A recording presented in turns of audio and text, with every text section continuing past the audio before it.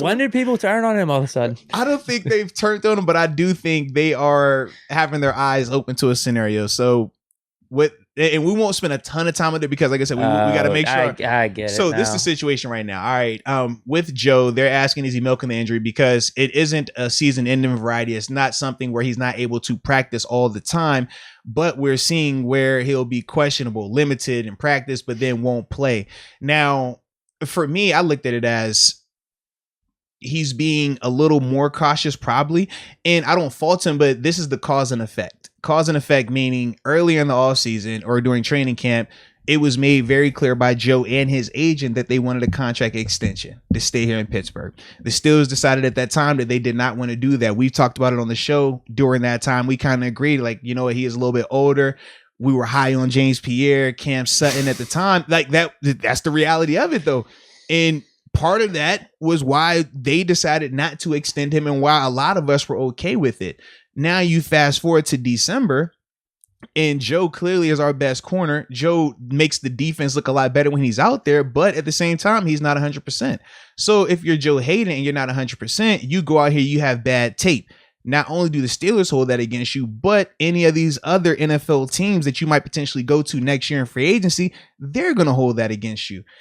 And you also have the chance that you could make the injury worse, which could affect your recovery and your money during the offseason. That's what I thought it's been the whole time, really. If it's 50-50 or even you get up to 70-30, and then especially on the short week with being Thursday, that's what I've thought the whole time. I haven't thought of the whole alternate But the thing is, motives, because when you talk about, could be true, and you compare it to TJ Watt, for example, who we've seen 2 games where he clearly was not healthy, but he still went out there. And a large part of that was because he already has a deal done.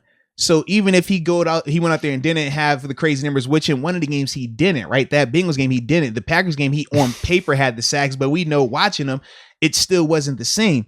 But when you already have that money locked up, you feel a lot more secure because, hey, it's not going to direct my pocket. It's not going to impact my pockets directly. Whereas with Joe Haden right now, that's not the case. Whether he's coming back to Pittsburgh next year or hitting the open market, his play these last couple of games will be heavily criticized if it's not up to par. They'll bring in the age element. They'll bring in, okay, maybe he's just hitting a decline when it could just be as simple as him not being 100% healthy. Then the rebuttal to this situation was, okay, well, how does I can see how you're making it sound like that can help him, but could his lack of availability down the stretch also hurt him? And the reason I don't think it will, similar to Melvin Ingram, when we signed him this offseason, we'll look at this and say, well, okay, he played X amount of games. I thought he played good this year too. And he definitely played good this year. But also, this is the thing. When you're a GM or you're looking in terms of should we bring a guy in, they're going to say, well, what injuries did he have? He's not dealing with the knee. He's not dealing with the back. He's not dealing with an Achilles. It's not a shoulder. It's an ankle. Realistically, probably a high ankle sprain. Anybody that's had them, I've had them. They last 4 to 6 weeks. And even at the 6-week mark, it's still not 100% healthy. You're just technically medically cleared to perform on the field. So if that's the case, if I'm another team, a high ankle sprain doesn't scare me away. If I'm looking and saying, well, how could he miss 4, 5, 6 games? Why would I still want to pay this guy? Maybe he's not healthy. I'm saying there's a high ankle sprain, and I'm coupling that with it being a contract year. And I'm saying, well, you know what? He just took the business route. There's nothing wrong with taking the business route. Not saying that Joe is doing that, but those things are at play in this scenario, in this circumstance right now. And that's the reason why people are saying that about Joe.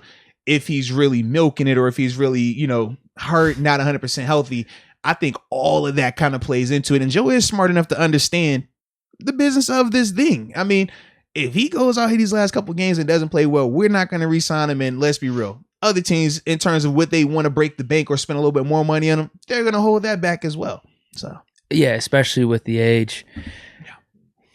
Now, it could just be a good decision by Joe all around. Now, what percentage of it is the business route? Mm-hmm. That was one thing that has not come to my mind up to this point, especially now with this game being on a Thursday. Mm-hmm. Now, if he misses the next week, maybe I start to think about that. But at the same time, I don't want him out there. One, if he's limited and he's going to re-injure something, especially if we are making this playoff push, because I think we're going to need him. Mm-hmm. Combination of him, Witherspoon, and Cam Sutton could be pretty lethal down the stretch. It's just funny. I haven't thought about that at all, but yeah, I get it. I'm sure the radio stations are talking about it a lot. Yeah, well, and because we know how our cornerback situation is. This week we're praising Ahkello Witherspoon, but we know this is more so flavor of the week when it pertains to any of those corners. Yes. I mean, not even just Witherspoon. James Pierre's falling into that. Cam's been solid though. I think. Cam's been good, right? Outside of Cam and Justin, I mean, outside of Cam and Joe Haden, it's been a little bit of a flavor of the week with those guys. So that is the other reason why people are a little bit more, looking into it and, hey, man, hey, when is he going to be back? We need him back because we know that's a huge piece for us.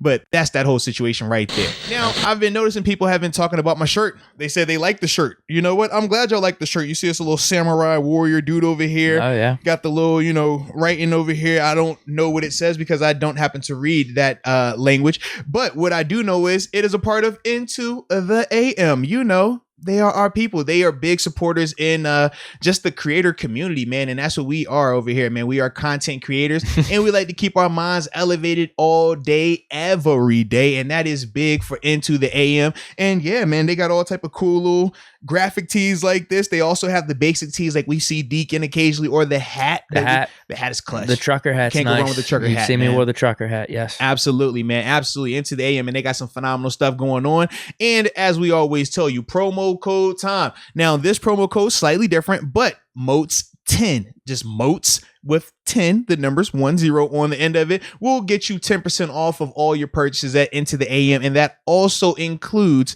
if you do the subscriptions where you can get 3 graphic tees sent to you monthly, or you can get your basic tees sent to you monthly in different packages that they have going on. But either way, shout out to the good people over at Into the AM, baby. Let's go.